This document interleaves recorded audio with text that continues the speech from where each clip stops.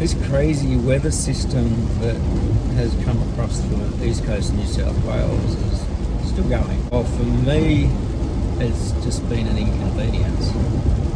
It's been pretty devastating for a lot of people. It's flooding everywhere. A house that was seen floating away up on the Manning River up north. Corrugamba Dam wall trickled over and overflowed over the weekend, and so the drum gates and the boom gates have been opened, which means that there's going to be flooding affecting everybody downstream from that, which is Penrith, Richmond, Windsor and onwards. One of my staff already can't make it to work today because the bridge from where she lives is underwater. Two bridges, there's two ways she said that she can get down and across the river, and they're both underwater. And another staff member said that they had an evacuation notice come through to them because they're in a low-lying area. Constant across the weekend, it really didn't let up at the house. So much to the point you can see the boxes behind me. I stopped at storage on Friday because when I was looking through the rest of my engineering subject for this semester, we're going to be doing a lot of drawing and technical drawing and engineering drawing, and I got all of my drawing and technical drawing and graphics books a few years ago and boxed them up because we weren't getting that subject running and didn't think I would need to use them as reference, and took them out of the study, and I've boxed up everything and took them down to storage. I had them sitting in boxes for quite a while, and then took them down to storage during the bushfires. And while I was talking to the lecturer last week, he was talking about the drawing assignments, that sort of stuff, and I just looked up and started looking for my books, and they weren't there, and I went, bugger. You might be able to just see my grandfather's drawing board.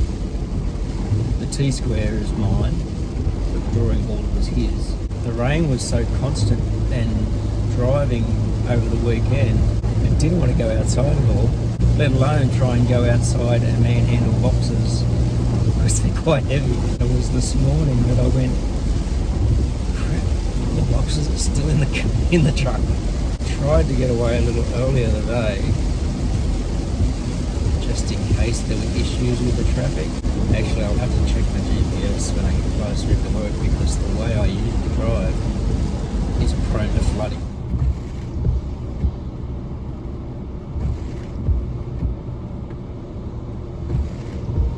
That wasn't as bad as I thought it was going to be. Took me an hour. I came through a little differently in the back way to get to school, thinking that the area might be flooded, and the area I ended up taking sometimes could flood, but it wasn't too bad. No water over the road. And it kind of highlighted the thing that there are a lot of different ways that I can come into work through the suburbs. There's only one way down out of the mountains. I don't know, there's a couple, but only once you get down so far. Anyway, work. So we weren't sure this morning how many students are actually going to be at school with this rain.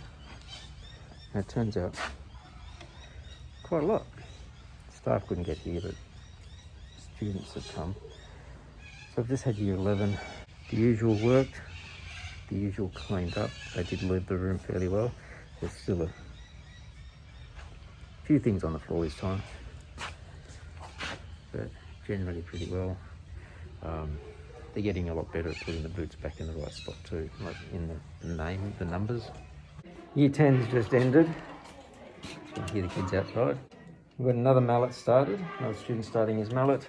One worked here and finished his off. I'll put his photo up. A few things he wasn't too happy about. It's manageable, it's workable. The girls' one is finished as well, and she self-evaluated some things she didn't like, some things she might change about it. The one became a trophy. So he wants some gold paint or silver paint or something to make it look metallic. And then he wants to try and, asked if we had a laser so he could engrave the bottom of it or something like that. We do have a laser. I think I'd like to actually get the guys doing some laser work. It might re-engage some of them. So there wasn't a lot of activity in here today. There's a few kids away too because of the wet weather for this class. Next time I've got them is Wednesday. We'll see how that Wednesday class goes. That's one of my busy days. I thought I'd give that 2-hour pack another go with year 11, especially the fact that there's been so much rain, the number of students coming to school is low. I only started with about 7 out of the 20. And they said, are we just doing prac for the 2? And I said, if you can do prac for the 2, yes. And so they started. But this is one of those subjects that really tests the kids' resilience and ability to pick themselves back up from mistakes. Because if they make, a lot of them, if they make a mistake, they'll break the piece of timber, refuse to start again. They'll sit around for a while, then they'll start again. But it is because they've got that plus or minus 1 millimeter variance that they can have in their project, that's still not a lot. And some of them really struggle with that. They go overboard with the chisel and then snap their piece and go too deep, or so having to start again can be a bit of an issue for them. And then today was not their best pack up. They did a fairly good thing. All the tools got put away. The sweeping didn't happen quite as well. So I've just done a little bit of an extra sweep around and pick up just at the end, just so that it's good for the next time we're in here. So it bucketed down rain all day at work today, especially at lunch. It just pelted down. And then just before leaving work, it cleared up and the whole area was blue sky. And then driving back towards the mountains, you could see like blue sky, and then it would just look like cloud over the mountains. And now you can see here, from about 5 towns down, it just turned into fog, thick fog. Kind of that atmosphere that you get in the mountains, which some people love, and it is one of the things that for some people they call that the magic of the mountains. In some areas it can look really beautiful. I mean, this is when I'm looking up and I can barely see the top of the trees around here. It's like, oh, that's like so cool. But it would be nice to be seeing blue sky and sun up here as well. Anyway.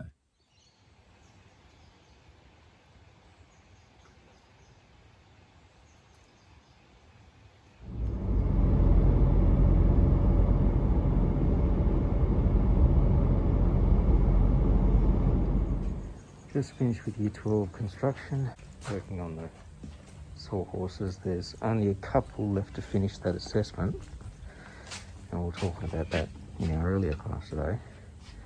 We've also got the individual step form work that's been done in here, and the timber class is again still planning.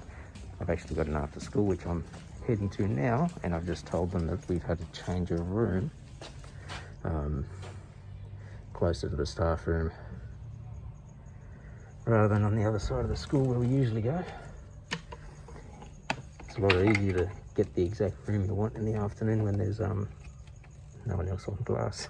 I have a feeling that they're not going to be in class because the one who came to the earlier class today is also in construction. He didn't come to this class, so he's left. And the other one who was in construction, didn't come to timber, has come to construction again. I don't think he's going to stay for timber. And the other two are away today. There's only 4 in the timber class now. What would I say? Just leaving work at 5:30. Beginning to wonder what that bright thing is up in the sky. Spent the afternoon basically checking reports and doing that sort of administration stuff, finishing my reports, almost done. My year 12s didn't show for that after school class. I tried ringing home on one of them. Our school's doing some Harmony Day celebration stuff tomorrow. It was meant to be last week, but because of the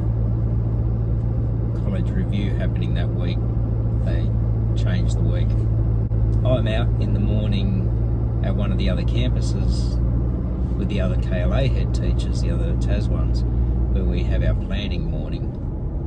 And then I'll be going over to school, I think just in time for some of the Harmony Day celebration stuff, because they're only doing it in the middle of the day. And then we have college meetings in the afternoon where the whole college KLA get together, and we're back at this other campus. It's likely to be a busy day all up. I didn't get to report on Year 10 today. I had them first period because I had 12 construction straight after them. I'm trying to get Year 10 ready for their major project where they get to design something of their own. And I try and make it fairly open, something for their personal space, and they need to think about what sort of things they're going to do. Usually kids will make a side table or a bedside table or a coffee table, or they're eager to try and make something that's large. But I've already said to them, keep in mind that you're not trying to design something like the Year 12 major projects, which are massive, because they get a bit more time than you're going to get. The girl in the class is already eager to try and get that planned, has no idea what she wants to make.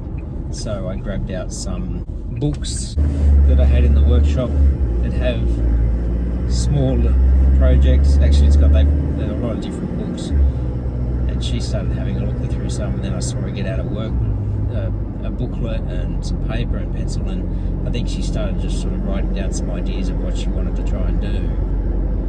Because even when I checked with her later, I saw that she had a thing that was like a small, kind of like a sewing box. Just from the glance I saw of it, looking at the booklet, at the book, and I asked if she had any ideas yet, and she said, yeah, not any main ones yet. One of the boys who he's had his practice on the lathe, and he wants to make a Thor's hammer replica. I said, you can make a replica like a smaller one, so you have to work out some scales, and came up with some dimensions, and then that way he can turn the handle and drill the hole through the head for the handle and make the handle fit. Glue up a big block for the head and he can shape it. And my other staff member said, you could even get him to use the laser to put the designs on the side of the hammer. We went, yeah, that could be fun. So we haven't let him know that yet. And one of the other kids decided to make another small mallet, and I think that was because he wasn't as happy with his first one. I think it's better doing those review things actually in the workshop. I just couldn't get a chance today. Could have possibly gone in there after school, but I really had to check all those reports. Year 12 reports are due soon, so that was kind of the priority deadlines.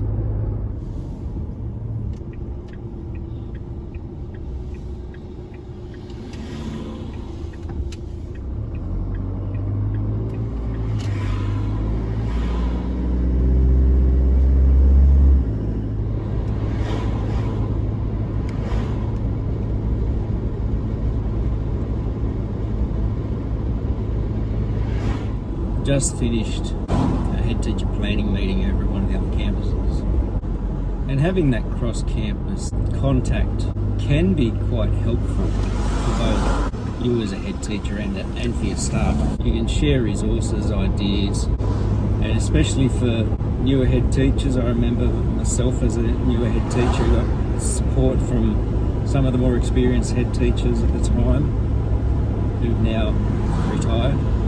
So now we're sharing our ideas with the newer ones. It's something that I would think that high schools that are near each other would want to try and share resources with each other, so you're not trying to reinvent the wheel all the time. I guess one benefit of the college is that it's actually built into our way that the school works. Like there are scheduled meetings once or twice a term, and planning days like this early in the year and then later in the year ready for the following year.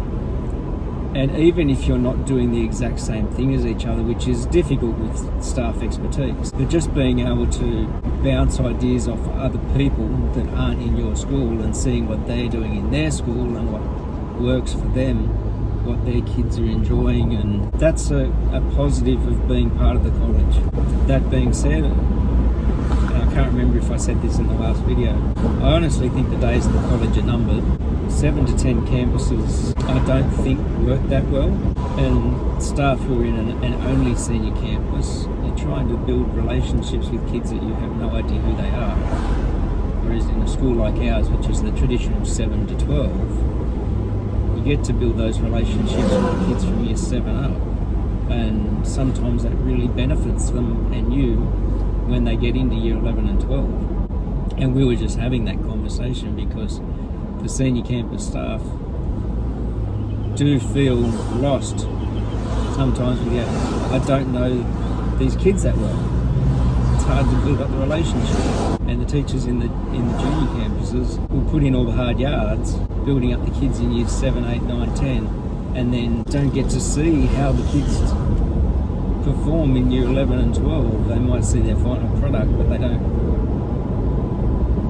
get to see that them grow. And at the end of the day, we have to go back to that same campus. So for me, it's like I've just been travelling backwards and forwards. But we have our whole college KLA meeting this afternoon, and a selection of staff have volunteered to share units that have been working really well for them, and one of my staff has volunteered to share something that she seems to be really excited and passionate about right now. So I asked her if she'd like to share that with the college KLA, and she said yes, which is great because you could hear the passion in her voice about what she was talking about and what she was doing.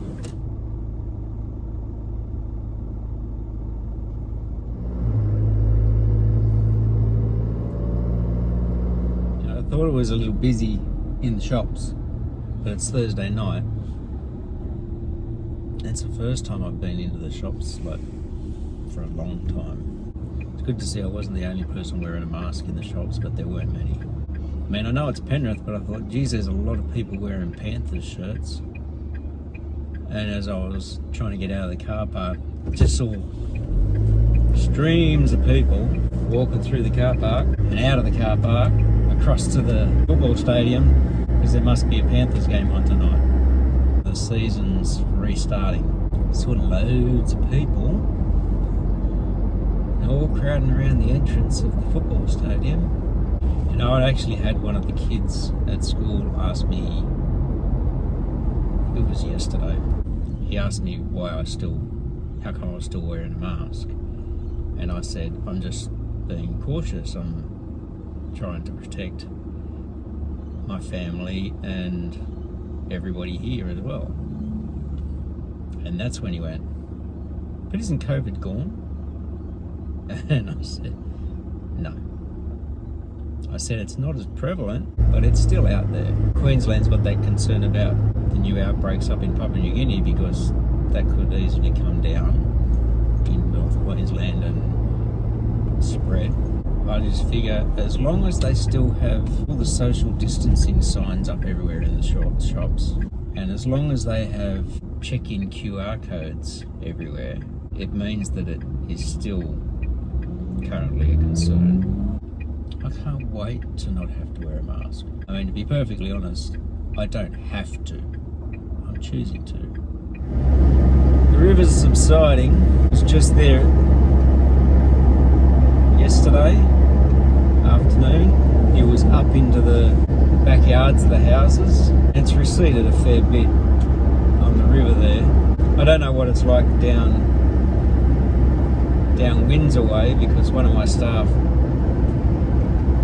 is trapped and unable to get across to school because the bridges are all underwater over there.